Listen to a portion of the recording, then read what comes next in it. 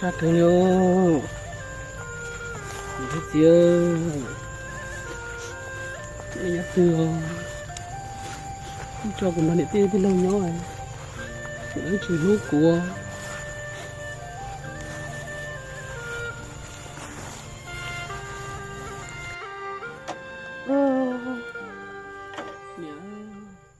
Ồ thôi, bộ đâu chả. Ô. Thấy chả nó. Nè. Mà khi cơ. Thấy chả. Tia.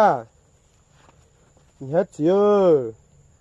Nếu cho con ra, tia thì là cái nhau em cái chỉ lúc của là cái cho của tôi. Ôi trò lúa, đá lúa xưa. Hay có. Thấy nó. Thì nhẹ tia thì lòng cái cho của tôi trò đá lúa xưa. Cho của tôi làm đây của nó sao cho nên nhóc có tiền nên chỉ lò lúc của là đó của lò nhẹ chữ hay nó mà Anh nhô nhô này tôi cho hay to nghe này dễ nhiên gì đó ui chỉ to ha hay khát tuổi cho đi đâu xuống dễ nhiên gì thế hay đó hay cho nhô chùa hai chân lấy à cho mai chúng tôi số ý bên này ý đây nhận thấy gì bây giờ học từ thìเราđiện tin cái cho của tôi đan luôn chọn luôn thế bây giờ có từ nên chỉ lo lúc của bà lẽ cứ chờ ô hãy trả đi trả thứ nào trả trả bự trả đi à chứ này bố cậu cả về lươn cổng cơ của tôi xếp lá chúng món nào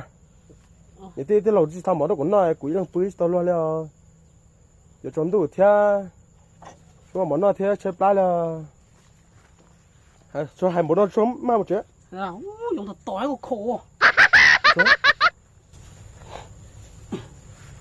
giờ bị action là gì cũ B action nhớ chưa bây giờ trốn đủ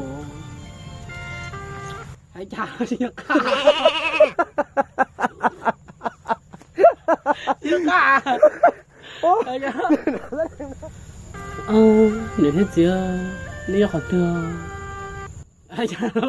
dạ trốn mà giờ trốn đủ hò nó cũng khó xin nào tôi chỉ đâu được hai cái tay mà hú đây cái chụp không để na chưa hết sao chân cho hai đứa cho cái tay đó mà không xin mà thay đồ tao mà chỉ số con khó cuốn đĩa cái nhá này xịn đĩa nè này hai là cho cuộc chuyện đĩa có đó hả thay nó trốn đồ thì thay chỉ tía nè có thì chút thôi có thế nè nhiều cũng hai đứa phí thế thay nó trốn đồ tay nè đấy chưa mà thay đó Yep, action. Nè thế gì đi nhắc chưa bây giờ trâu cũng chỉ tao luôn ngày nay lâu cũng luôn nè thế gì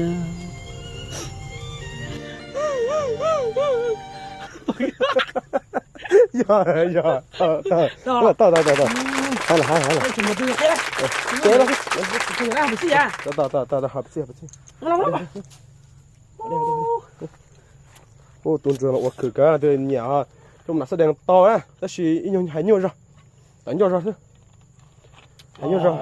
các tổ ở sân to tiệt hay nhiều rồi sao đang học biệt sĩ thì đây sẽ này in nó chúng tôi các tổ nhiều rồi à các tổ nhiều kỳ rồi đó chọn nó sẽ đèn nó hay cả ơi nhiều cười nó nhiều tôi cầm cặp em hút tụi nó ô tổ nó lo đó thành nhua bộ đây tôi chỉ muốn nó nhằng đi nè